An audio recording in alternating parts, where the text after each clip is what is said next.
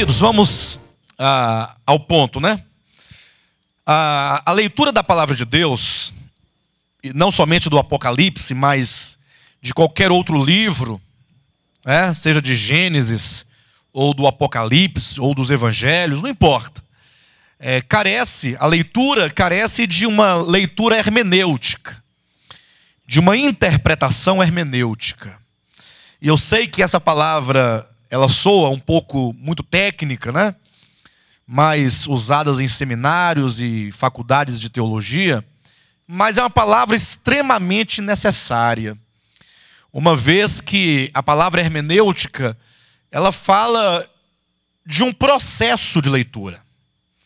No sentido de que muitas pessoas leem a Escritura e cada qual procura dar a ela o significado que eles querem. Até porque quando a pessoa se aproxima de um texto, ela já traz uma bagagem de informações, né, no bojo da sua tradição. Então todos aqui, ninguém pode aqui falar que é desprovido de qualquer conhecimento teológico ou que seja escatológico. Porque de alguma maneira você já ouviu alguma coisa, seja na sua infância ou na sua juventude, ou mesmo agora na fase adulta, mas de alguma maneira nós já ouvimos alguma coisa concernente à escatologia. Mas veja, se o meio cristão evangélico é um poço de contradição no que diz respeito a doutrinas bíblicas, ou seja, se o mundo cristão evangélico ele está aí multifacelado em milhares e milhares de vertentes e de crenças e de doutrinas diferentes umas das outras, não somente diferentes, mas sobretudo antagônicas, contrárias, porque um grupo vê de um modo, o outro vê de outro, e um terceiro já vê de uma terceira maneira, e cada qual afirma ter a verdade. Então você vai, por exemplo, a um grupo dos TJs, por exemplo, que são as Testemunhas de Jeová, eles têm lá todo um arcabouço escatológico de Daniel e Apocalipse, muito grande. Aí você vai nos adventistas, eles também possuem. Aí se você for nas igrejas pentecostais, eles também possuem. Nas igrejas reformadas também. Aqui também, em todo lugar tem. De maneira que não há uma única linguagem e nem mesmo existe um único entendimento. Sobretudo quando se trata de escatologia. Também das várias doutrinas bíblicas. E aí fica aquela confusão e você fica perguntando, ora, o que é a verdade afinal? Quem fala a verdade afinal? Quem, nesse poço de confusão e de contradições, está falando a verdade? E é nesse ponto quando nós nos posicionamos e dizemos, a verdade não está comigo, Alexandre. Jamais eu posso dizer que a verdade está comigo, ou que eu seja a verdade. A verdade está na Escritura. É a palavra de Deus que é a única fonte autorizada para dizer o que é e o que não é. E é por isso que eu disse agora no princípio que é necessária que se haja uma leitura, né, hermenêutica da Bíblia. O que é uma leitura hermenêutica? É uma leitura em que se permite que a própria Escritura, na medida em que você vai lendo e você vai fazendo um diálogo da Escritura com a própria Escritura, aplicando esses princípios de interpretação. Por exemplo, surge uma situação, aí você não diz o que é, e nem pergunta para mim o que é, nem pergunta para o fulano o que é, mas você pergunta à própria Escritura o que é. E se naquele exato momento e local onde se lê, não for possível encontrar o que é aquilo, você vai para contextos correlatos. E aí há vários tipos de contextos em que a própria Escritura, ela vai encadeando o pensamento para então traduzir o significado disso ou daquilo outro. De maneira que nós gastamos aí, salvo engano, 3 semanas, 3 quartas-feiras, ou foram 2, eu não me recordo bem, para montar um mapa escatológico. Porque o mapa, ele não te permite você simplesmente dizer aquilo que você quer dizer. O mapa, ele vai localizar cada profecia dentro de um período, de um tempo. E que mapa foi esse que aqui foi demonstrado? Os irmãos se lembram? Qual foi o mapa que nós fizemos aqui? Quem se lembra? Hã? O mapa das 70 semanas de Daniel. E alguém fala assim, pastor, mas você não está sendo arbitrário em dizer que Daniel capítulo 9, onde se encontra ali a profecia das 70 semanas, seja o mapa escatológico? Você não poderia, eventualmente, você próprio, estar aí seduzindo as pessoas e a própria escritura para ela dizer o que ela quer dizer? E eu digo que não. E eu posso explicar, como já disse outras vezes, mas eu quero insistir nisso, porque a escatologia é uma coisa tremenda, é terrível. Se você não se firmar em locais seguros, você será levado por uma correnteza de pensamentos falsos. É muito perigoso, porque há uma especulação tremenda dentro do campo da escatologia. Há uma especulação de pessoas que sonharam, ou pelo menos que disseram que foram arrebatadas, ou que tiveram uma visão, isso, aquilo, outro. Tem até, inclusive, um irmão do Rio de Janeiro, que tem me enviado muitas perguntas, né? Nesse programa agora, nesse novo formato do programa de Volta à Palavra, que começa no próximo sábado, em que está aberto ali um e-mail para que as pessoas mandem perguntas para nós respondermos no programa. E esse irmão tem mandado, todo dia manda 2, 3 perguntas. Só que as perguntas dele são assim, ó. Quem é aquele cavalo branco lá de Apocalipse 6? Aí ele próprio responde, não seria porventura um servo fiel como foi Moisés na casa de Deus? Olha a confusão que ele vai fazendo. Não seria porventura um servo fiel como foi Moisés na casa de Deus? Porque aquela estrela que caiu lá não seria... Aí dá o nome de uma pessoa, que eu não sei nem quem é essa pessoa. Aí ele vai criando essas coisas. Aí ele diz, não, Deus me disse hoje. Aí dá até o horário que Deus falou com ele. Ele viu, ou sonhou, ou ouviu que aquele anjo lá é o fulano de tal. E que a besta é o fulano e o beltrano, e vai falando, dando nome.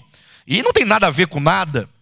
Mas isso não acontece somente com esse indivíduo que parece uma pessoa louca. Parece louco porque ele está sozinho. Mas e quando um grupo histórico, aí que tem centenas ou milhares de igrejas no mundo todo diz algo, aí parece que tem credibilidade.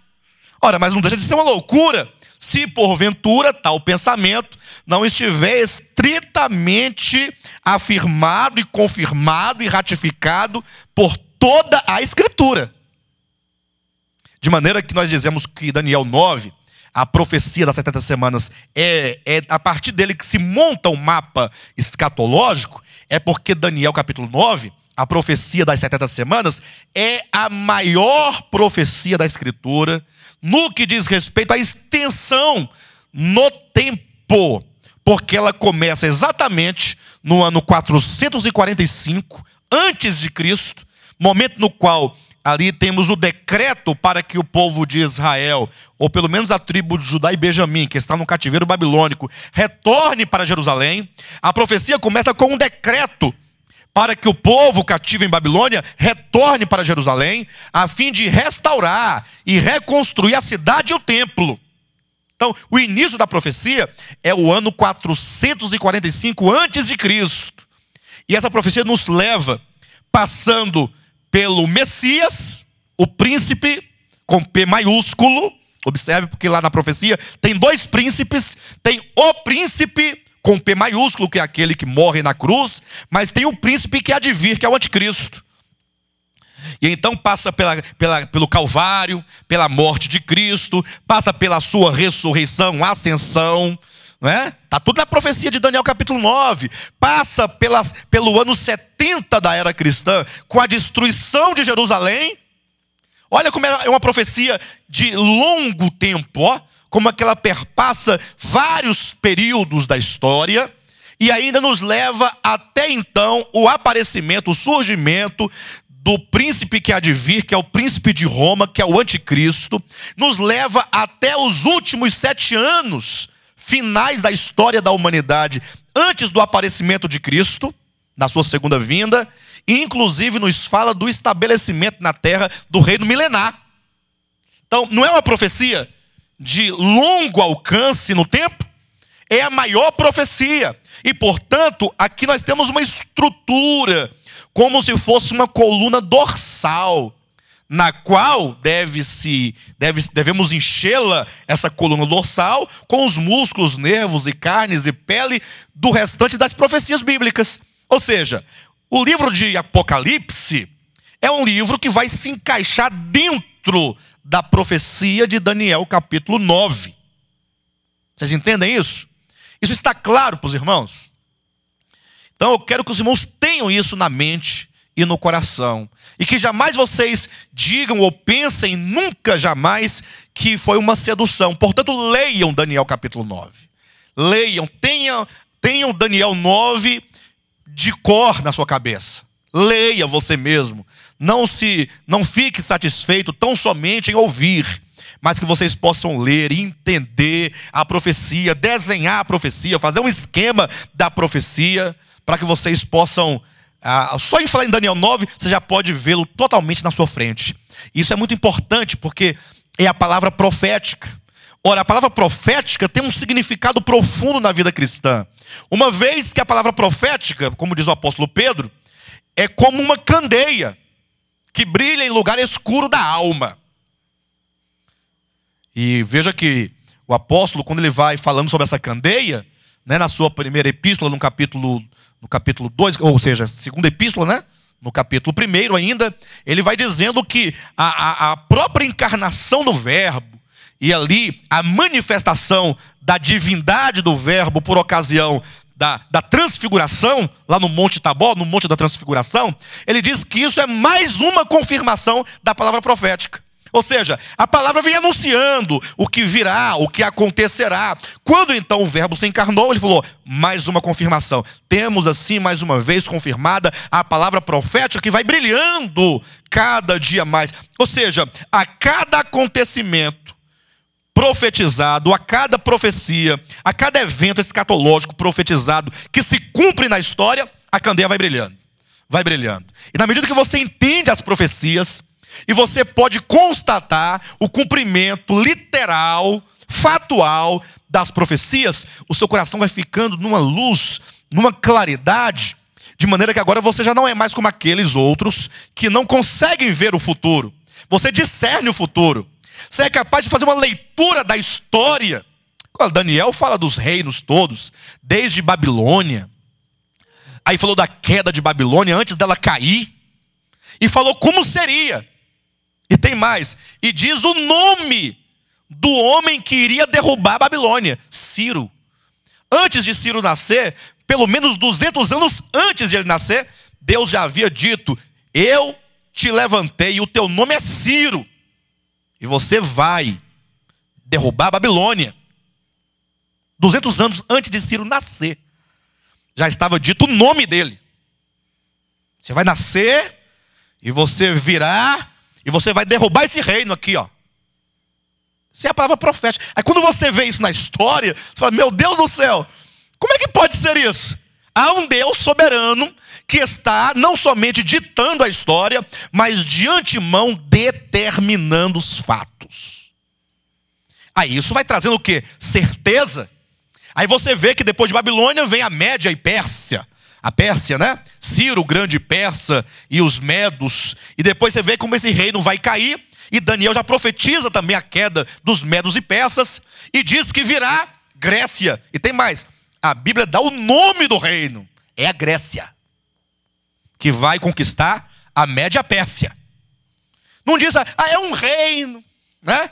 Igual a mãe de Iná, na época da Copa do Mundo passada. Se o Brasil jogar bem e fizer o dever de casa certinho, ele será campeão. Mas é lógico. Se ele jogar certinho, ele vai ganhar o título. Alguém tem dúvida que o Brasil, se jogar tudo certinho, direitinho, não vai ganhar a Copa do Mundo no ano que vem? Vai ou não vai? Se fizer tudo certinho. Se não errar os passes, nem errar os chutes, e nem na defesa, vai ganhar. Mas isso é tolice. A Bíblia não é tola. A Bíblia não tem essas previsões, como se houve profetas assim, ó. Por exemplo, varão, você tem carro? Pois Deus vai te dar um avião. Tá vendo? Agora, se ele diz que não tem, quer ver uma coisa? Você tem carro? Pois Deus vai te dar um carro. Ora, se eu pergunto se ele tem carro e ele diz que tem, eu digo, então Deus vai te dar um avião? Aí ele, avião. Não tem carro, então vai ter um carro. Né? Não, tem uma bicicleta, vai ganhar uma moto. Não, Deus, de antemão, anos e anos, Ele diz o horário, Ele diz o lugar. Basta ler Miqueias capítulo 5, versículo 2, por exemplo, quando lá está dito que em Belém, a menor de toda a Judá, menor cidade, dela nasceria o Salvador. Mas só um louco para profetizar uma coisa dessa. Por quê? Porque de onde é que vem o Messias? Vai vir da menor cidade. Digamos que fosse hoje. Vai vir lá do sol nascente, o Salvador, o Messias, o Cristo. Não vai. Vai vir de onde? Do sudoeste, Lago Norte, sei lá. Um lugar melhor, mais nobre, de príncipe. Mas não, vem lá do sol nascente, chácara 122, lote 15. Eilo, eis-me. Não é assim. Agora imagine só, para Miqueias falar que o Messias viria de Belém da Judá, terra do pão, tem que ser profeta. Aí o pior de tudo é que no momento em que o Messias vai nascer, a mulher em cujo ventre se encontra o Messias está em Nazaré, distante não sei quantos quilômetros de Belém. O Messias não vai nascer em Belém. Não vai. Porque ela está para ganhar o menino. Ela está em Nazaré. E ela não tem nada que ver em Belém. Deus fala, tem. Aí Deus mexe na história, na política. E manda decretar um censo para que todos possam ir à sua cidade de origem para poder fazer o recenseamento. Aí lá vai Maria fazer o recenseamento? Pensava ela. Ela ia para que a profecia de Miqueias se cumprisse. Tem que nascer em Belém. Então vá para Belém para que ele nasça lá. E assim a palavra profética, como uma candeia, vai brilhando, ó, e vai iluminando. Vocês entendem isso? Na verdade, o recenseamento foi apenas uma desculpa. Deus é cheio de desculpas. Entenda, desculpa no sentido de que Deus cria vários pretextos apenas para o cumprimento do seu propósito. Quer ver uma coisa? Cada um de nós aqui temos uma história de salvação. Quando você recebeu a Cristo, quando Cristo se revelou ao seu coração, você talvez foi movido por várias circunstâncias. Talvez Deus colocou uma enfermidade, uma situação ou outra, Ele foi criando e Ele foi te espremendo e você não tinha para onde ir, senão para os braços dEle. É só um pretexto de Deus. Na verdade, Ele quer salvar a tua alma. Mas como nós somos seres temporais, totalmente limitados, que não entendemos Deus, então Deus, Ele trabalha devagar no tempo, juntamente conosco, para que essas coisas por Ele determinadas e decretadas possam acontecer. Então a palavra profética tem esse significado profundo, de nos fazer ver. Portanto, todos que têm essa candeia cada vez mais brilhando, como é que ela pode brilhar? Na medida que você lê as profecias, você ouve, você coloca no coração, você perscruta, você procura compreender, você estuda hermeneuticamente, permitindo que a própria palavra fale por si mesma, e aí você vai verificando. Você vê que a Babilônia ia cair, viria a Média Pérsia, ela caiu, aí veio a Grécia ia cair, aí viria Roma. Aí tem lá no ensino fundamental, o primeiro ano do ensino médio, lá o aluno abre o livro de História Geral, vamos estudar a Babilônia. Sexto ano? Professor, mas isso aí está lá em Daniel capítulo 2. Ah, é? E Daniel foi escrito antes desses reinos todos caírem. E hoje se estuda, e portanto, essa convicção, essa certeza, essa leitura adequada, essa percepção do cumprimento das profecias nos gera essa certeza, essa garantia, de maneira que vai chegar um dia que a estrela da alva vai nascer no nosso coração. Ou seja, nós veremos tudo como um dia perfeito. Não é? Nada mais estará em oculto. Então Daniel 9 consiste nessa estrutura. Eu não posso repetir, porque senão a gente vai ficar a vida toda só nesse ponto. Mas veja, por que o Apocalipse ele se enquadra exatamente ali no final da 69ª semana de 70? Vocês já ouviram isso, né? Por quê? Exatamente porque Apocalipse começa com Cristo glorificado. Capítulo 1 do Apocalipse é o Cristo glorificado ali aparecendo para João. E então começa, portanto, está ali, ó, depois da morte de Cristo, ó, nós temos um intervalo. É certo que Eu tive estudando muitas profecias dos reformados esses dias, viu, queridos? Ou melhor, a escatologia da igreja reformada, porque são muitos doutores, pessoas muito tal. E eu querendo entender como é que eles conseguem errar tão daquele jeito, né? Tentando entender. E realmente não tem explicação. Ou seja, a explicação é, a leitura não é hermenêutica. Alguém determina o que é e todo mundo fala que é. Ó, são 7 ciclos. Pronto. E todo mundo são 7 ciclos. Por que são 7 ciclos? Quem foi que te falou que é 7 ciclos? Me mostra na escritura que ela diz que são 7 ciclos. Onde é que está, pastor Josué? Não, você tem que dar conta. Você está dizendo, você tem que dar conta. Não, você não está dizendo, pastor. É só ser uma simulação. Você tem que questionar, você tem que perguntar. Quem foi que disse? Ah, foi o fulano de tal, o nome lá em inglês. Você não sabe nem falar inglês. Não quero saber desse homem. Quero saber onde na Bíblia, aqui dentro do Apocalipse, diz que são 7 ciclos. Eu quero ler. Eu quero ler na Bíblia. Eu não quero saber do fulano, do beltrano, que é doutor, que é pós-doutor, doutor em divindade, doutor nisso. Não quero saber. Eu quero saber o que a Bíblia diz. E, portanto, a Bíblia diz claramente que o Apocalipse tem 3 partes, as coisas que viste, as que são e as que hão de acontecer depois destas. Portanto, as 7 igrejas do Apocalipse estão dentro daquele intervalo lá, ó. E esse intervalo é necessário. Há 2 razões porque esse intervalo é necessário. Você não vai encontrar esse nome intervalo lá em Daniel. Mas você verá o intervalo lá. Você não vai, lá não tem escrito assim, haverá um intervalo. Não, mas ele está lá. Como é que ele está lá? Ora, se 70 semanas estão determinadas sobre o teu povo ou seja, ao cabo de 70 semanas, tudo isso haverá de se cumprir para Israel. Aí tem lá todos os itens que haveriam de se cumprir. E quando você contabiliza 70 semanas, elas dariam ali exatamente na morte de Estevão. E você não vê aqueles acontecimentos cumpridos. Então, ou Deus falhou, ou eu estou falhando no meu entendimento. Aí você pergunta para a própria profecia de Daniel 9, é o segundo ponto. Por que na profecia de Daniel 9 se inclui a destruição de Jerusalém no ano 70, se a profecia haveria de acabar ali por volta do ano, talvez, 38? Como é que ela fala de um evento do ano 70, se ela se esgotaria aqui? Não estaria errado? Então, necessariamente, obrigatoriamente, temos que empurrar essa última semana, depois da morte de Cristo, para o final. Pastor, mas se você empurrar, você não vai criar aqui uma lacuna? Vai. Essa lacuna é chamada o tempo dos gentios. E por que lá não está escrito o tempo dos gentios? Porque isto é um mistério que só foi revelado com os apóstolos e profetas do Novo Testamento. Pastor, você está criando uma situação. Vai falar que isso era um mistério, por isso não estava lá?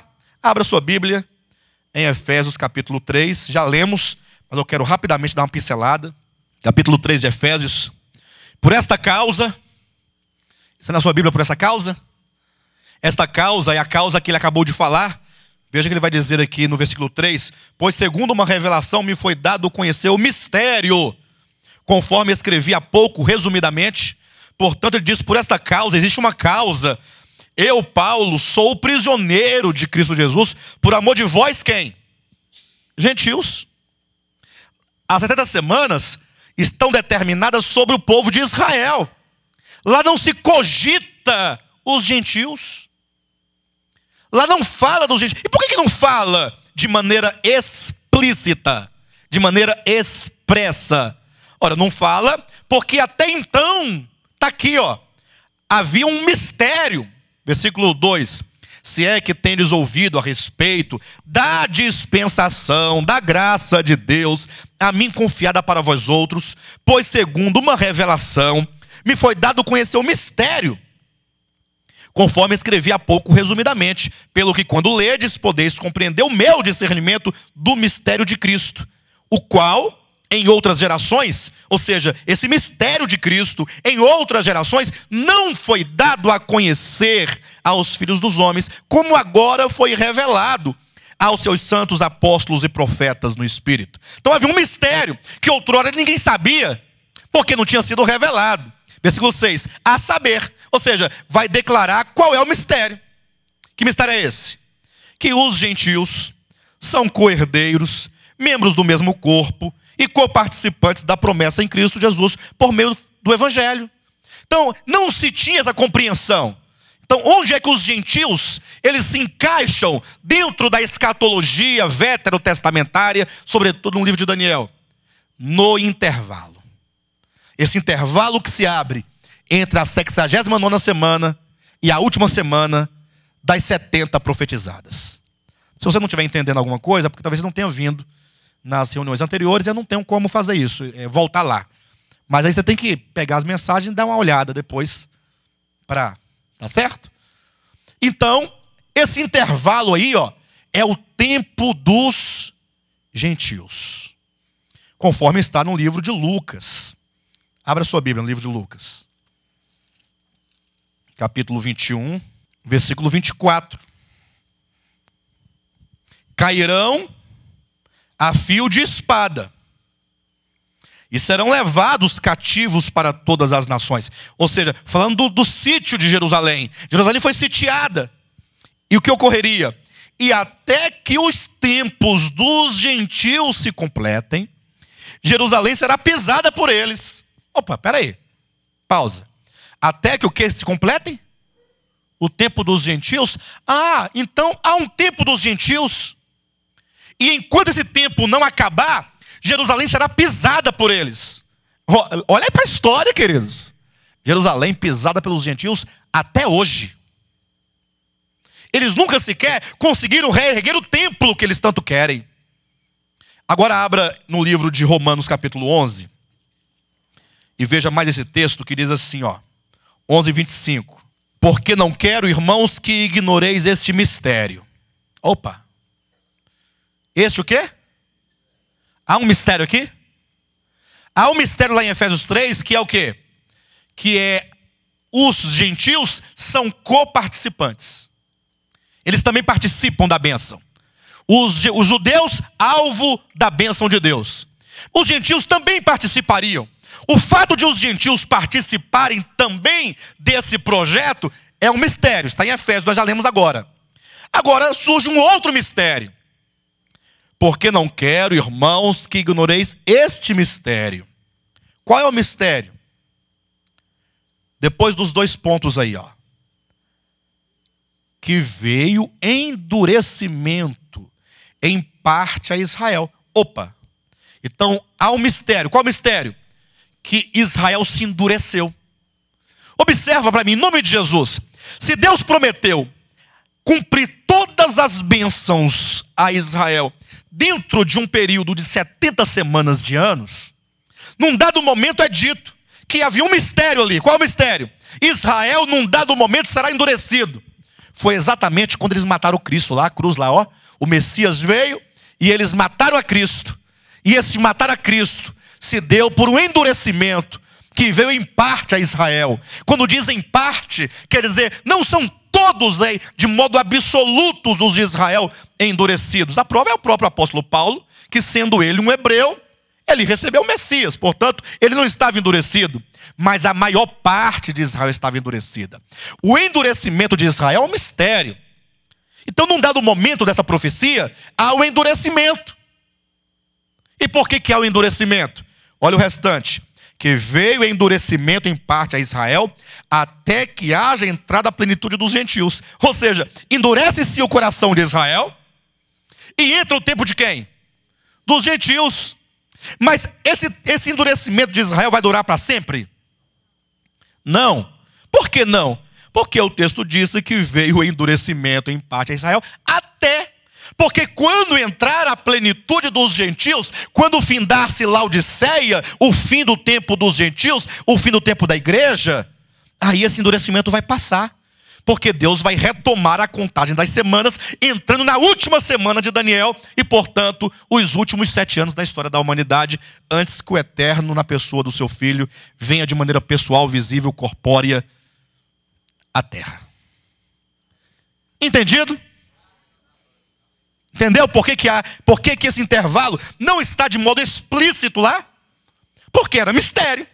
Então eu preciso de juntar, reunir as peças, juntar as profecias do Antigo com as do Novo, e o Novo, mediante a voz apostólica e profética, explicando os acontecimentos.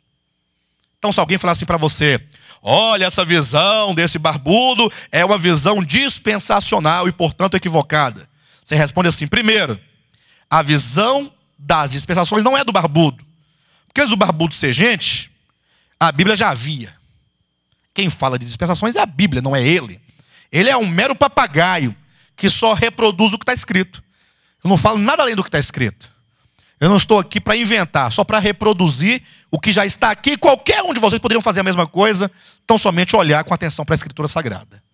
Então não há em mim nada de vantagem alguma. Por outro lado, a própria Escritura explica esse mistério de como Israel viria a um endurecimento, para que o Senhor pudesse alcançar os gentios, mas tendo alcançado os gentios, cessa o endurecimento, e por isso vem a última semana. Bem, dito isso, temos que estabelecer aqui alguns pontos, que já foram ditos, eu quero declará-lo novamente. Bem, os capítulos 2 e 3 do Apocalipse, as 7 igrejas, constituem-se um intervalo. Acabando, portanto, esse intervalo, seguem-se 7 anos finais. Então, o que eu quero que os irmãos entendam? Olhem para mim. Do capítulo 4 até o 22 do Apocalipse, entenda isso. Nós temos acontecimentos, ou melhor, nós temos eventos proféticos, ou eventos escatológicos, profetizados, que terão lugar nos últimos 7 anos da história da humanidade, antes do advento do Messias. Ou, pelo menos, nós temos aí esses eventos que terão lugar nos 7 anos, ou depois deles. É isso que eu quero que os irmãos entendam. Quando você abrir a sua Bíblia, no livro do Apocalipse, que você bater os olhos aqui, no capítulo 2 a 3, carta à igreja em Éfeso, carta à igreja em Esmirna, carta à igreja em Pérgamo, carta à igreja em Tiatira, carta à igreja em Sardes, carta à igreja em Filadélfia, carta à igreja em Laodiceia, bem, você tem que ver aqui um intervalo. Portanto, eu já estou vendo Daniel 9 e entrando nas igrejas, que é o tempo dos gentios. Tem que ver isso. A história da igreja, o tempo da igreja é o tempo dos gentios. É o tempo no qual o Eterno ele vai alcançando os gentios. O que os judeus não podiam entender, porque consistia no mistério. E outra coisa que eles não podiam entender é que um dia eles seriam endurecidos. Porque não fossem eles endurecidos, como Deus haveria de nos alcançar aqui? Bem, eu vejo aqui, está um intervalo. Eu estou vendo 69 semanas para as igrejas, para capítulo 4 para frente. O que eu tenho? Últimos 7 anos. Ok? Esse ponto está claro para os irmãos? Segundo ponto, eu quero que os irmãos entendam. Esses últimos 7 anos, finais do capítulo 4 ao 22, que inclui acontecimentos dentro desse período ou além dele, porque o reino milenar está além dos 7 anos, porque a Nova Jerusalém, a eternidade, está além dos 7 anos, mas esses 7 anos de que fala o Apocalipse do capítulo 4 para frente, eles se dividem em 2 partes. Isso tem que estar claro. Pastor, mas eu posso ver isso na Bíblia? Pode. Daniel 9, vamos lá, 26 e 27. Olha na sua Bíblia.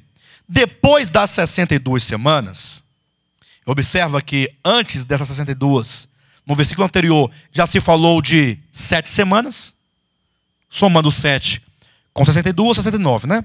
Então depois das 62 semanas, isto é, das 69, será morto um ungido, já não estará. E o povo de um príncipe que há de vir destruirá a cidade e o santuário, e o seu fim será num dilúvio, e até o fim haverá guerra. Desolações são determinadas. Portanto, estamos nesse período aqui, ó, depois que Jerusalém foi destruída pelo povo do príncipe, ou seja, pelos romanos, é dito que até o fim haverá guerra. É o que tem havido na história do povo de Israel. Ele, o príncipe que há de vir, fará firme aliança com muitos por 1 semana. Esta 1 semana é assim: o príncipe virá, é o anticristo. Ele fará aliança com muitos e não com todos. Portanto, certamente com os árabes e o povo de Israel, palestinos e povo de Israel. ele fará uma aliança com estes por uma semana. Ou seja, 7 anos. Uma semana tem 7 dias. Cada dia representando um ano, portanto, fará uma aliança de 7 anos. Na metade da semana, veja como a semana aqui se divide em 2 partes. 3 anos e meio, 3 anos e meio. Porque na metade da semana, ele fará cessar o sacrifício, a oferta de manjares. Sobre a asa das abominações virá o assolador, até que a destruição que está determinada se derrame sobre ele. Portanto, começa aqui um acordo de paz. Está tudo bem, é uma aliança que é feita com o povo de Israel. E então, na metade da semana, esse acordo é quebrado, essa aliança é quebrada. Portanto, os irmãos entendem aqui que os últimos 7 anos se dividem em 2 partes. A última parte, os últimos 3 anos e meio, será marcado pela asa das abominações, que trará o assolador. Nos últimos 3 anos e meio, dos 7, agora só vamos falar dos 7, tudo bem? Vamos focar os 7 anos finais. São 3 anos e meio, haverá algumas dificuldades, nós veremos, mas os últimos 3 anos e meio, a segunda metade, a última parte, será marcada pela vinda do assolador, que será trazido pela asa das abominações, ou seja, da apostasia plena, uma vez que a abominação significa, em termos bíblicos, idolatria e feitiçaria.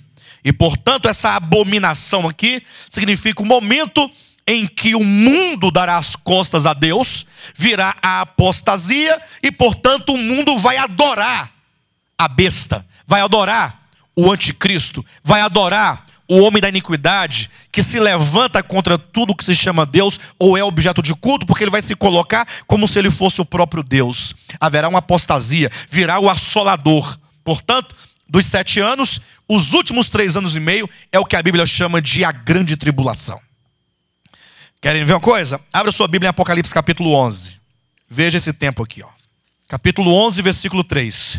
Darei as minhas 2 testemunhas que profetizem por 1260 dias, vestidas de pano de saco. Esse período em que elas vão profetizar, essas testemunhas, é um período de 1260 dias. O que equivale exatamente a 3 anos e meio.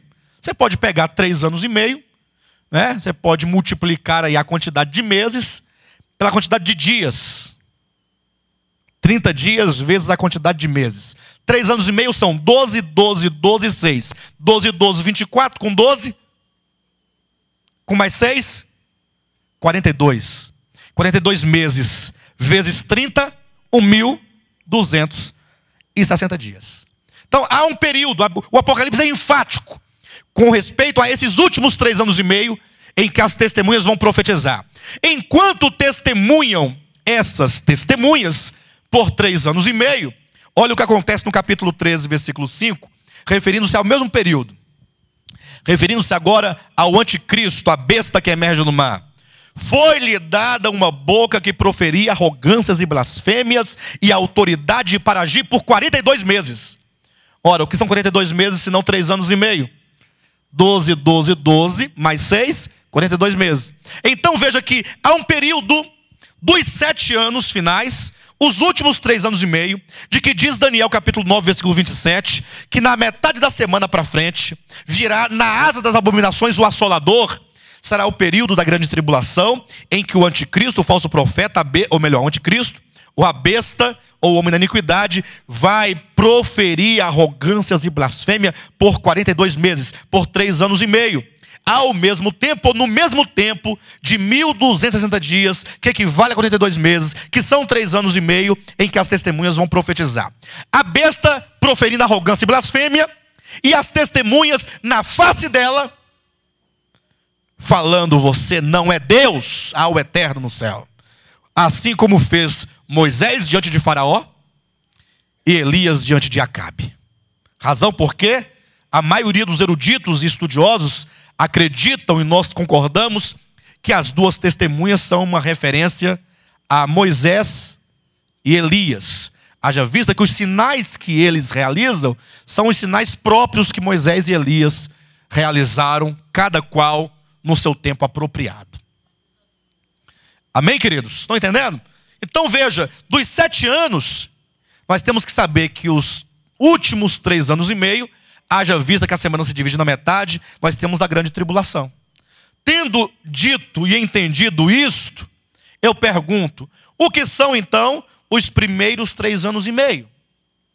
Se os últimos 7 anos se dividem em 3 anos e meio e 3 anos e meio, e os últimos 3 anos e meio, conforme Daniel 9:27, virá o assolador na asa das abominações, tempo no qual a besta vai proferir arrogância por 42 meses, que são 3 anos e meio, mesmo período em que as testemunhas vão profetizar contra o anticristo.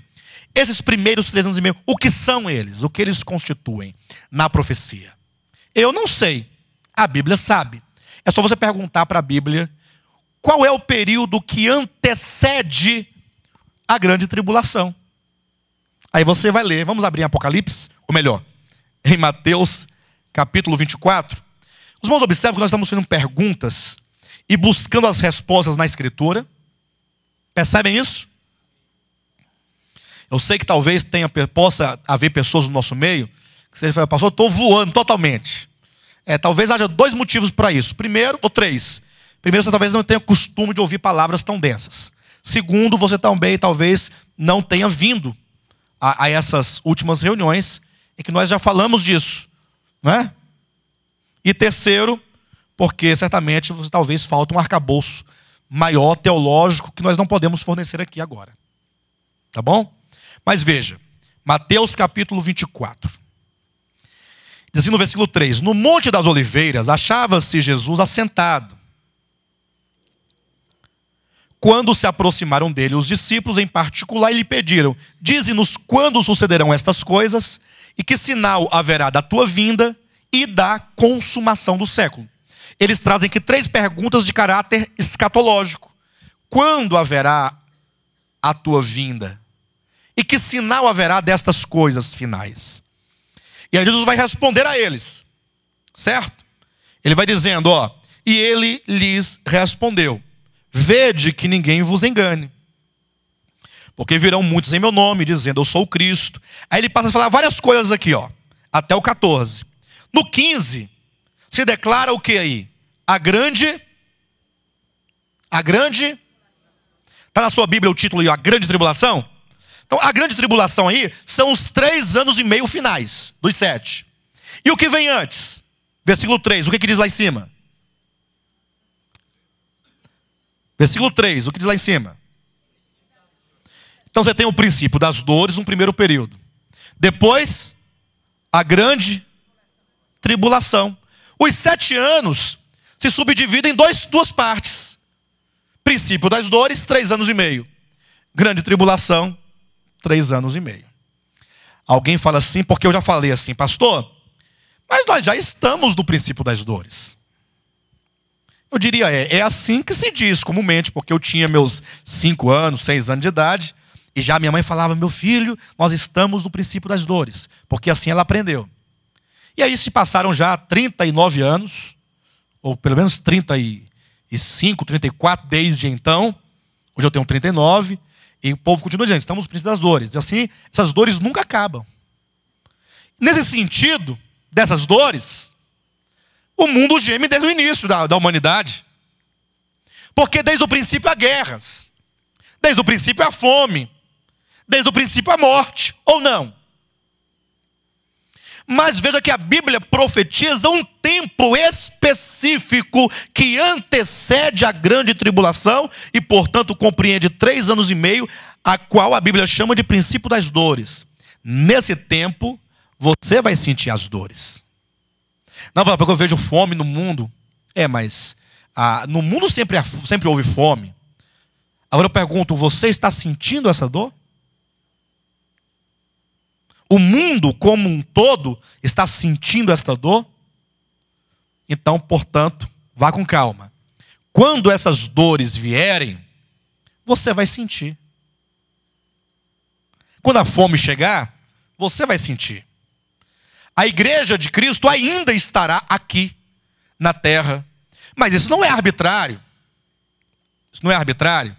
Eu sei que tem toda uma confusão. Jesus, o arrebatamento é antes da grande tribulação. Fala, não, é na metade. Não, é no final. Eu não tenho nada com essas correntes de pré, mid, pós. Não tem nada a ver com isso. A Bíblia que diz. Em nenhum lugar da Escritura você vai encontrar uma palavra absoluta. Você vai encontrar o quê? Apocalipse 3:10. Quando se diz assim, ó. Aqueles que guardarem a palavra ou a minha palavra da perseverança, e é somente aqueles que guardarem, não é todo mundo, não é toda a igreja, aqueles que guardarem serão também guardados da hora da provação que há de vir sobre o mundo inteiro. Portanto, a promessa é de que alguns serão guardados da hora da grande tribulação e, portanto, dos 3 anos e meio finais. Não há promessa de ser levado antes. Entendem isso? Então, quem aqui quer ser guardado da hora da aprovação? Bem, para os que querem ser guardados da hora, cuidado, não é guardados na hora.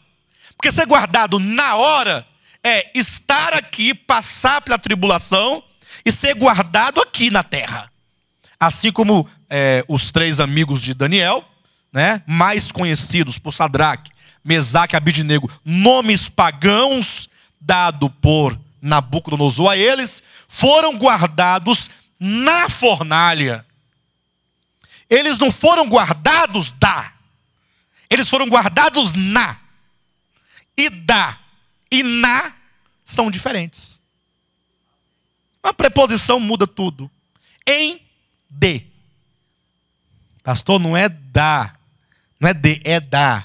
É porque de e a, preposição, artigo, dá. Mas se você separar, de, a. Então tem diferença ou não tem? Então, enquanto os 3 amigos de Daniel foram salvos ou guardados na fornalha, a promessa de Apocalipse 3:10 é ser guardado da. E, portanto, esses que serão guardados da não passarão pela grande tribulação. Portanto, a promessa é de que eles serão salvos ou livrados, certamente pelo arrebatamento, antes dos 3 anos e meio. Esse é um ponto fundamental. Agora, você que quer ser guardado da hora, tem que guardar a palavra. Pastor, mas eu guardo a palavra. Eu acho que não. Ou talvez sim.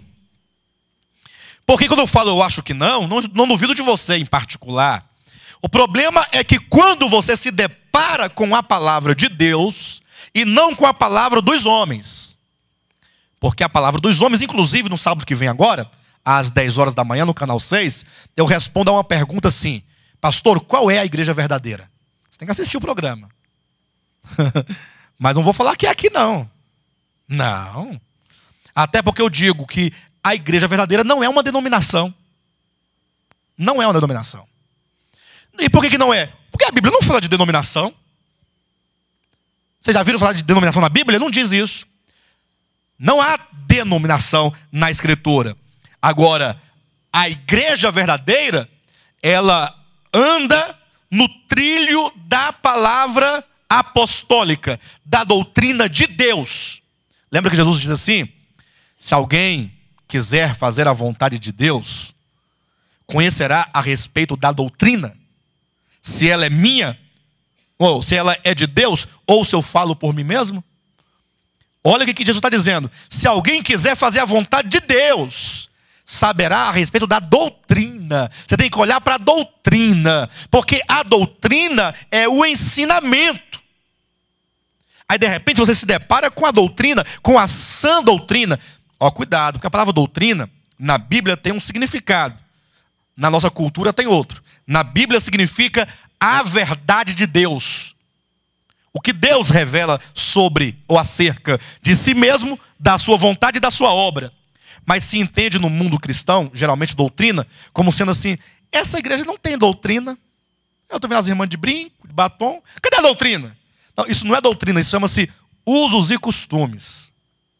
Ou se você quiser chamar de doutrina, pode. Mas nunca a use no singular, doutrina. Mas sempre doutrinas no plural, porque são doutrinas de homens, conforme Colossenses 2:20. A sã doutrina de Deus é singular. A doutrina dos apóstolos, Atos 2:42. Eram 12. É plural ou singular? Número 12. É muitos ou é um só? Mas, embora fossem 12, pregavam uma só? A doutrina dos apóstolos. Mas eu pensava que cada igreja tinha sua doutrina. De fato é assim que se vê. Mas não é assim que é na Escritura. Então você não tem que ficar preocupado com o título de igreja. Você tem que saber o seguinte: é a sã doutrina ou é doutrina de homens? E aí o negócio pega. Porque a pessoa que está amarrada com as doutrinas de homens, seja elas de usos e costumes, de roupas, de comida, de bebida, de lugares, de festas, de músicas, porque eles se baseiam nisso para ser salvo. E quando chegaram no inferno, no fogaréu, vão descobrir que não resolveu nada. Passar a vida todinha se privando de qualquer coisa, depois cair no fogo, não é brincadeira, né? Então, essas doutrinas, sejam elas do status, da posição, da função, do cargo, essa pessoa que está amarrada a isso, quando ela se depara com a palavra de Deus, que trabalha a alma, o profundo, que quer aniquilar o ego, destruir você completamente, porque você, para Deus, não serve para nada. Para nada. Aí ele fala assim: eu vou aniquilar você plenamente. Quando tiver só a cinza, aí eu vou construir um novo homem. Eu vou construir um novo. Porque esse novo homem é Cristo. Aí a pessoa que está presa às doutrinas humanas, aí eu quero saber se você guarda mesmo a palavra ou não. Então quando eu pergunto: quem quer ser guardado da hora da aprovação? Todo mundo quer. Ora, e quantos querem guardar a palavra?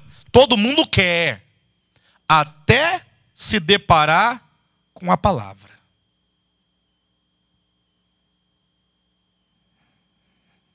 Aí o bicho pega.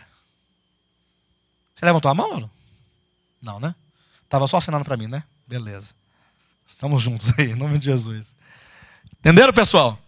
É aí que está o detalhe. É quando você se depara com a palavra, você tem que abrir mão. Eu me lembro que eu tinha tanta convicção, mas tanta convicção, daquilo que eu cria outrora, que eu fazia desafios assim: olha, se algum dia alguém me mostrar pela Escritura que tudo que eu prego está errado, desse mesmo púlpito de onde estou, eu renegarei a minha atual fé e abraçarei a verdadeira fé. Falava. Pois não chegou um dia que eu tive que subir lá em cima e falar? Lá em cima.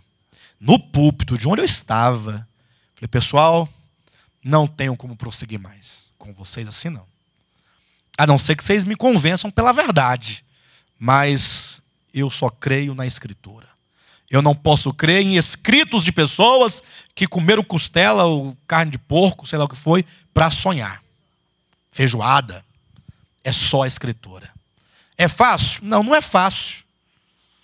Mas é uma questão de decisão. Ou você ama a verdade e abraça-se a ela, ou você fala: não vou guardar a palavra, coisa nenhuma, eu vou guardar a palavra que eu quiser guardar. Aí você segue as doutrinas dos homens e aí, no final... Eu acabei de falar. O Henrique quer saber o que há de tão difícil na palavra que o homem não quer abraçá-la. É porque ela fala assim: eu vou acabar com sua vida, eu vou destruir sua vida, eu vou acabar com tudo que você é. E aí eu vou reconstruir um novo homem. Porque o que somos, que é Adão. A primeira coisa que fala é o seguinte: para entrar no reino, ou seja, para ser um cidadão do reino, tem que nascer de novo. Começa daí. E não se pode nascer de novo se primeiro não morrer. Aí a pessoa fala, ela crê no evangelho, fala assim: bem, eu morri com Cristo e agora sou nova criatura e portanto nasci de novo, sou do reino. Aí a Bíblia diz: mas não acabou o novo nascimento. Ou acabou? O novo nascimento é estanque? Eu pergunto: você nasceu de novo? Pode responder. Quem não nasceu de novo ainda é Adão, ainda é velha criatura, ainda é velho homem, ainda está nas trevas, ainda está debaixo de condenação. Calma. Agora, quem nasceu de novo, portanto? Amém. Aí eu pergunto: você já é novo homem? Não é? Então não nasceu de novo? A resposta é: sou e não sou. Sou porque meu espírito está regenerado. Deus habita meu espírito. Sou nova criatura. Nasci de Deus. Meu espírito é vida por causa da justiça. Entretanto, a minha alma ainda está cheia, totalmente tomada da natureza do velho homem. Ainda. A prova disso é quando você está naquela luta entre a carne e o espírito. Ou vocês não têm essa luta? A carne quer prostituir, o espírito não quer. Você fica, o que eu faço? Pastor, mas e crente prostitui? Ai, ai, ai. É? Tá bom. Um exemplo mais brando, calma. Quando você está entre a gula e a moderação. Você foi para a churrascaria, chegou lá, te cobraram R$ 49,90 no rodízio. Você falou assim, eu pago. Mas você vai ver. Eu vou comer até pagar o último centavo, só de raiva. Isso é pecado. Isso é passa mal, mas passa feliz. Porque eu comi, eu paguei, mas comi. Tem problema. Pode dar diarreia, mas não deixa para o nome da churrascaria. Não é assim que o ser humano faz? É uma boa parte deles. Tá bom. Não, eu não disse que ninguém obrigou ele a comer. Eu falei isso. Não. Vocês entenderam, queridos? Vamos continuar. Então é isso. É quando você está ofendido porque alguém te ofendeu. Alguém tirou sua honra. Alguém maculou sua moral. Falou mal de você, tirou alguma coisa sua. Você se ofendeu profundamente com aquela pessoa. E agora a palavra fala todo dia que você tem que amar aquela pessoa. E deve perdoá-la. E deve abençoá-la. E deve orar por ela. E tem que dar a túnica se ela levou tua capa. E se a ofensa foi que ela te obrigou a caminhar uma milha, você vai 2. Aí você fala, Aí você está aqui, é isso que é difícil você falar assim, então eu quero guardar essa palavra. Não é que você guardando essa palavra, você agora é santo, não peca. Não, é que você vai buscar na fonte todo o poder e virtude necessária para alcançar um padrão que em si mesmo nunca jamais você alcançará. Porque Deus exige o padrão, mas Ele fala, eu sou o padrão e me dou a mim mesmo para você. Na medida que você toma posse pela fé da minha pessoa. Não é sem razão que o texto diz, aconselho-te que de mim compres. Você quer comprar ouro, vestes brancas e colírio, você tem que ir a Ele. E é receber dele. Tudo, muda tudo. A primeira coisa é querer, querido. Se você não quiser, não adianta. Enfim. Então nós temos aqui, portanto, no livro de Mateus, Jesus profetiza 2 momentos. O princípio das dores e a grande tribulação. Então eu quero que os irmãos vejam isso aqui. Capítulo 4 em diante do Apocalipse, nós temos 7 anos. Nós temos 3 anos e meio de princípio das dores, 3 anos e meio de grande tribulação. Ok, queridos? Tá. Então, para que isso fique muito claro, leia comigo capítulo 6, versículo 17. Nós estamos apenas identificando as partes. Vamos entrar em cada uma delas. Diz assim, porque chegou o grande dia da ira deles. Veja só o versículo 15. Os reis da terra, os grandes, os comandantes, os ricos, os poderosos, todo escravo e todo livre, se esconderam nas cavernas, nos penhascos dos montes, e disseram aos montes e aos rochedos, caí sobre nós e escondei-nos da face daquele que se assenta no trono e da ira do cordeiro. Por quê? Porque chegou o grande dia da ira deles. E quem é que pode suster-se? Portanto, se anuncia que chegou o momento. A grande tribulação vai começar aqui. Então, eu quero que os irmãos identifiquem, do capítulo 4 até o 6:17, princípio das dores. Do 7 em diante, grande tribulação. Discerniram isso? Está mais fácil. É lógico que você vai encontrar nesses intervalos, ou melhor, nessas porções, algumas partes que não são exatamente a grande tribulação, nem o princípio das dores. Mas os irmãos vão identificar isso na hora certa. Então, tendo identificado isso, entremos, portanto, nas partes. Tá bom? A partir de agora, direto, hein? Tudo que tinha sido dito sobre o calendário profético, o mapeamento profético, as datas, os tempos, tudo já foi dito. Agora é entrar nos acontecimentos proféticos, já que os irmãos entenderam tudo, né? Entenderam tudo. Capítulo 4 e 5. Amados, capítulo 4 diz assim, olha: depois dessas coisas olhei, e eis não somente uma porta aberta no céu, como também a primeira voz que ouvi como de trombeta, ao falar comigo dizendo: sobe para aqui e te mostrarei o que deve acontecer depois dessas coisas. João até então estava na ilha de Patmos, na terra.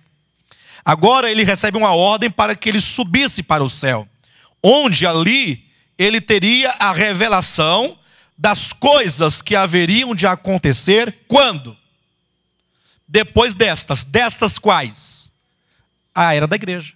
Então, o próprio texto está dizendo: o que eu vou te mostrar, João, a partir daqui, são as coisas que vão acontecer. Sabe quando, João? Quando? Depois da era da igreja. Portanto, identificar o período das 7 igrejas como sendo o mesmo período dos 7 selos, como querem alguns naquela equivocada visão dos 7 ciclos, é cometer um erro. Porque acabou de passar as 7 igrejas. E agora é dito: João, agora você vai subir para cá, para cima, onde eu estou. A voz falava de cima. E eu vou te mostrar acontecimentos que terão lugar depois que essa era da igreja acabar. Portanto, o que se segue, 7 selos, por exemplo, são acontecimentos diferentes das 7 igrejas. Porque aqueles seguem-se a esses. Sim ou não? Olha na sua Bíblia. A sua convicção tem que ser na Escritura. Eu quero confessar algo para os irmãos, sem nenhum tipo de presunção. Mas quando você que está aqui ouvindo, entender isso, e você encontrar com um doutor em teologia, ou pós-doutor em divindade, escatologia, você pode encontrar com quem for, você aqui, ó. E você abrir a escritura no Apocalipse, e você falar para essa pessoa que é assim, e ele vai falar assim que não é, e você vai falar assim: eu vou te provar pela escritura, e você for contundente na sua leitura, e você falar assim: agora mostre na Bíblia a sua visão, ele vai fugir de você. De você. Eu falo porque muitos já fugiram de mim.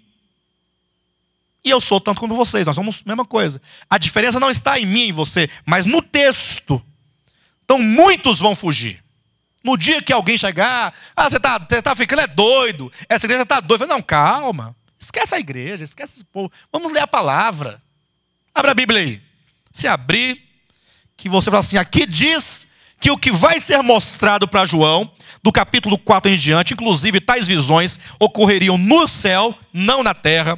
João é chamado para subir ao céu, onde ali ele teria a revelação das coisas que haveriam de acontecer depois e não concomitantemente. Não é concomitantemente, não é ao mesmo tempo, não é simultaneamente, é depois. Vocês sabem o que é depois? O que é depois? Aí você fala assim para vocês: pega o dicionário, vamos ver o que é depois. Tem que ser assim. Quando você fala, pega o dicionário, você fala: opa, calma. Ela não pode manipular a expressão depois. As coisas que eu vou te mostrar acontecerão depois. Simples. Aí a pessoa vai falar assim: não, você está doido mesmo, tchau. Aí vai embora. Aí você não tem problema, não fica nem com raiva dela, nem fique orgulhoso, apenas fala glória a Deus, porque a palavra está aqui na minha frente e eu posso ver. Quando João é arrebatado, que ele entra, portanto, nos céus, olha o versículo 2: imediatamente eu me achei em espírito. E aqui ele é claro que ele foi arrebatado em espírito. Sim ou não? Diferentemente do apóstolo Paulo. Porque Paulo foi arrebatado tanto ao terceiro céu quanto ao paraíso. Ele foi em ambos os lugares, porque são lugares distintos. E o próprio Paulo faz distinção, porque ele diz que o tal homem, referindo-se a si mesmo, foi arrebatado ao terceiro céu e ao paraíso. Portanto, dois lugares diferentes. E ele diz então que ele não sabia se esse tal homem, referindo-se a si mesmo, havia sido arrebatado em espírito ou não. Como ele fala, se no corpo ou fora do corpo, eu não sei. Deus sabe. Mas João fala, não, eu fui em espírito. Ele não foi em corpo. Achei-me em espírito, e eis armado no céu um trono, e no trono alguém sentado. Então ele vai entrar no céu e vai ter a visão. A visão de quê? Dos acontecimentos? Ainda não. Ele vai ter a visão imediata daquilo que ele contempla tão logo ele entra naquele cenário celestial. Ele vai falar o que ele viu quando ele entrou naquele cenário, naquele contexto. Ele fala, quando entrei no céu, eu vi um trono e alguém assentado no trono. Aí ele começa a descrever todo o ambiente, toda a cena. O capítulo 4 gira todo em torno do trono. Ou, sendo mais preciso, sobre aquele que se assenta no trono. Porque esse trono, ele não tem nenhum valor real, senão porque aquele que se assenta é o eterno. Até porque o trono nada é. Porque essa figura de um trono, se é de fato que há um trono, eu duvido muito que haja esse trono lá. Pastor, aí não, aí você está indo longe demais. Você aqui diz que lá tem um trono, você está falando que não tem trono? Irmãos, parem. Vamos contemplar a Escritura em duas perspectivas. Na visão humana, João é homem. João é homem. E como homem, ele só pode compreender aquilo que ele tem uma referência no mundo onde ele vive. Sim ou não? E nós, como homens, só podemos entender uma linguagem humana. Deus é espírito. Deus é espírito. As várias manifestações e aparições de Deus em toda a Escritura, seja no Antigo ou Novo Testamento, são visões, são epifanias. O próprio texto lá de Deuteronômio capítulo 4, fala assim, Moisés, quando eu apareci para você lá no monte, isso é Deus falando, você não viu imagem nenhuma. Exatamente para você, depois de descer do monte, não ser tentado a querer reproduzir uma imagem minha. Então Deus é espírito. Aí quando você pensa em Deus, quando você vai orar, você fecha o olho, aí você se concentra muito para não perder a sua comunhão. Aí você começa a orar e vem o pensamento do trabalho, você, tem que voltar para cá. Até você centrar aqui direitinho, na sua oração demora um pouquinho. Aí você, para poder ter essa concentração maior, você fica imaginando o trono. Que tamanho é o trono? Que você imagina? Que tamanho é que é o trono? Enorme? Que tamanho é enorme? Fala para mim como é que você imagina, não tem problema. É a imaginação sua, como é que é? Quem foi o Filho de Deus que desligou aquilo ali? Veio um anjo aqui. Tá. O povo pediu para desligar. Então o povo é que manda. É para desligar, está desligado. Tá bom. Como é que é o trono que você... O Henrique tem coragem de falar. Vai, Henrique. Salomão. Ele tem quantos metros de altura? 1 metro, 2 metros, 3 metros, 4 metros, 5 metros? Não, você vai inventar. Quando você pensa? Como é que você pensa? Você está lendo o texto aqui, não está? Imediatamente eu vi um trono. Como é que você imagina aí essa visão? Fala, meu irmão. Você não imagina nada?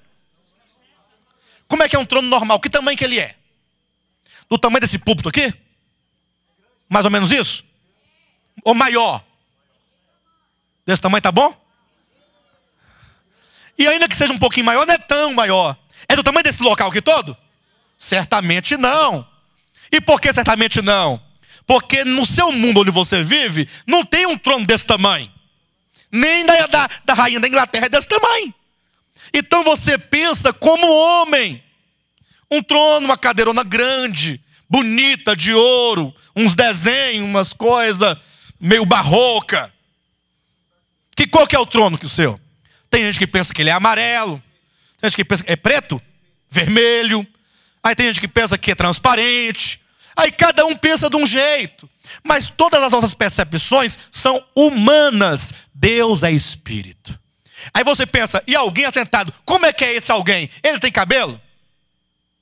Como é que é o cabelo dele? Que tamanho é? Do tamanho do meu ou do seu? Do seu tamanho, cabelo. Que cor que é? Da cor do meu, do seu? Ou do nosso querido irmão aqui? Ou é como o cabelo do nosso irmão aqui? Aí não, um é branco, outro é preto. Aí cada um tem um cabelo de uma cor. Como é que é o nariz dele? Que tamanho que é? É assim igual de ave? É. Como é que é? Como é que é o nariz? Vocês observam que essas impressões são meramente humanas? Não é? Deus é espírito.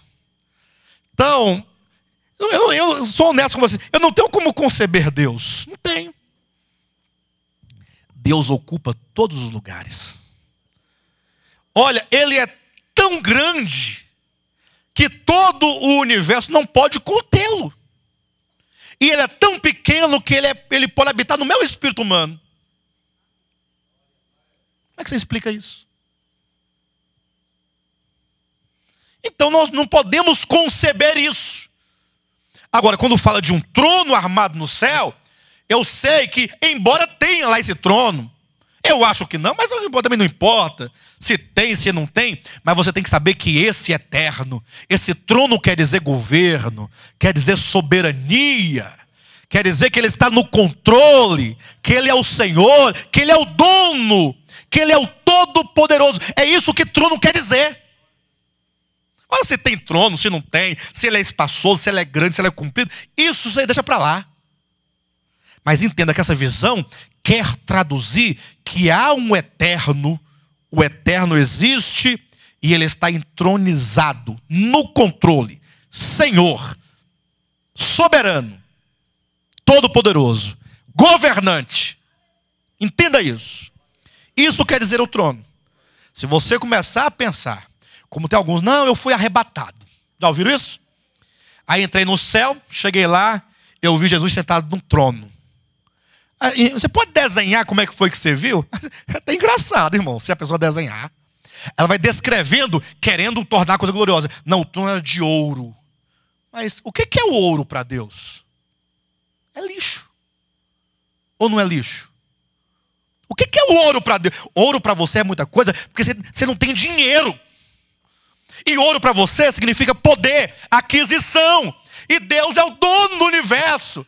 Ele criou os sextilhões, olha, de galáxias. Criou a vida. Ele criou uma semente de laranja, que se plantado vai nascer um pé de laranja.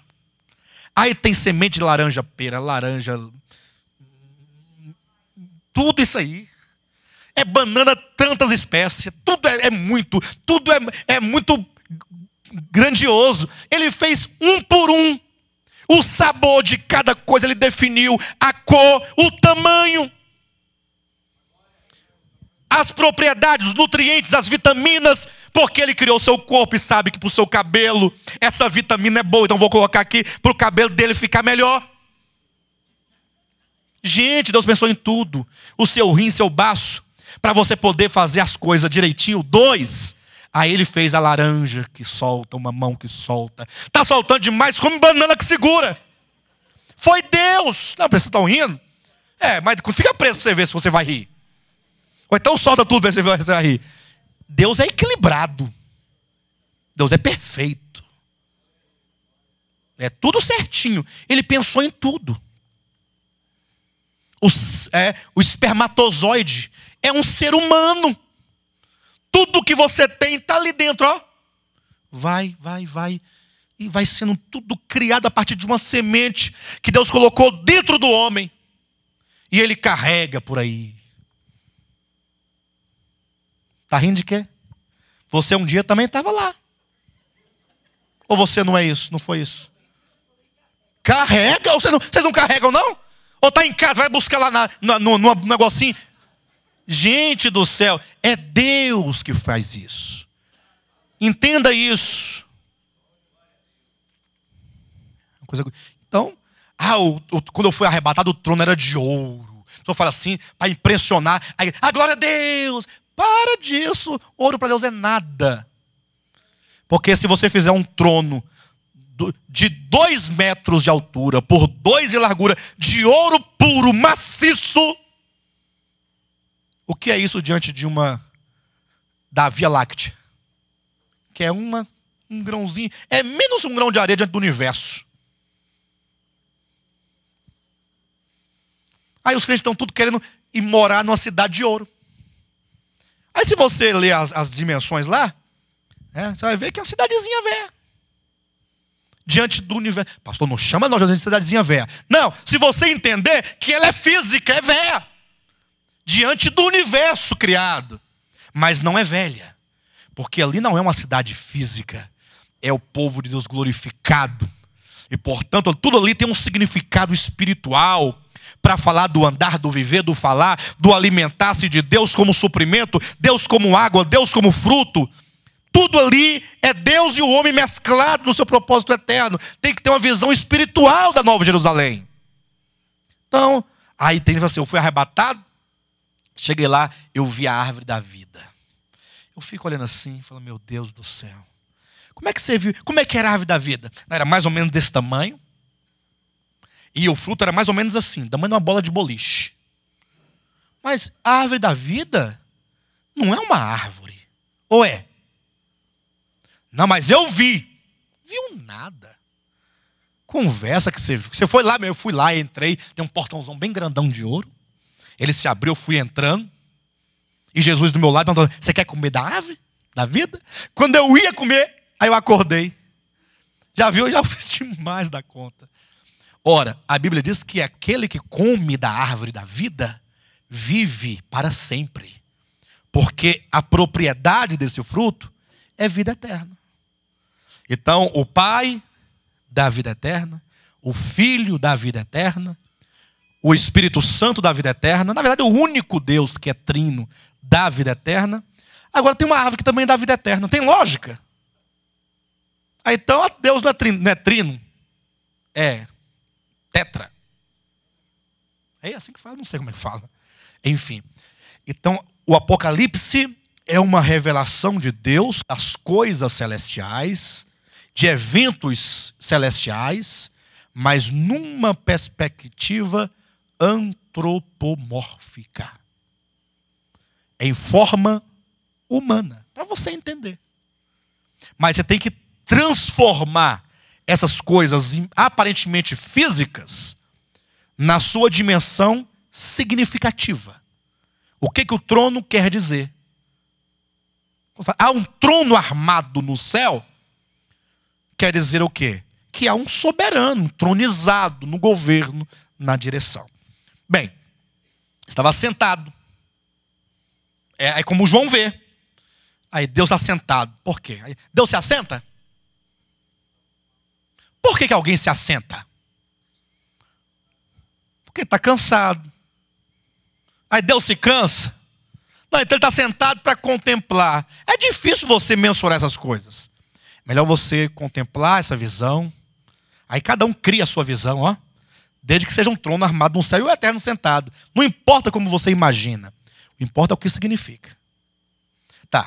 Aí João então vai descrever aqui. Ele vai dizer aqui. Então, do aspecto desse que se assenta. Ele vai falar de algumas criaturas que estão ali no trono e ao redor do trono. Vai falar de 24 anciãos que estão sentados em 24 tronos em volta do trono. Então há um trono central, mas há 24 tronos em volta. E são anciãos. Né? E as características, o que eles fazem. Logo ele observa que na mão do que assenta tem um livro. Imagina Deus com um livro na mão. Deus, o eterno, com um livro. É lógico que isso é apenas para significar algo. E esse livro está lacrado com 7 selos. E aí João percebe quando o cordeiro, que tem 7 chifres, o pescoço está degolado, o sangue está caindo, quente, e ele está em pé. No trono. Tem 7 olhos e 7 chifres.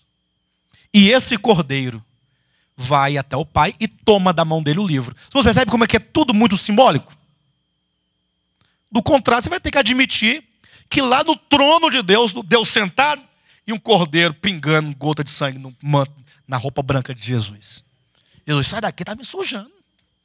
Não está vendo. Só se for, né? Esse cordeiro é Jesus. Mas nem Jesus tem 7. Jesus tem 7 chifres? Mas tem. Mas não tem. Por que ele tem e não tem? Tem na visão. Não tem porque na cabeça de Jesus não tem chifre. Senão seria muito feio. Então esse chifre significa algo. Ele viu na visão. Como Deus lhe mostrou na visão. E aí tudo isso tem significados. Na semana que vem estaremos aqui. Aí nós vamos falar sobre os 4 seres viventes e sobre os 24 anciãos. Somente. Tá bom? Para então entrarmos nos selos depois.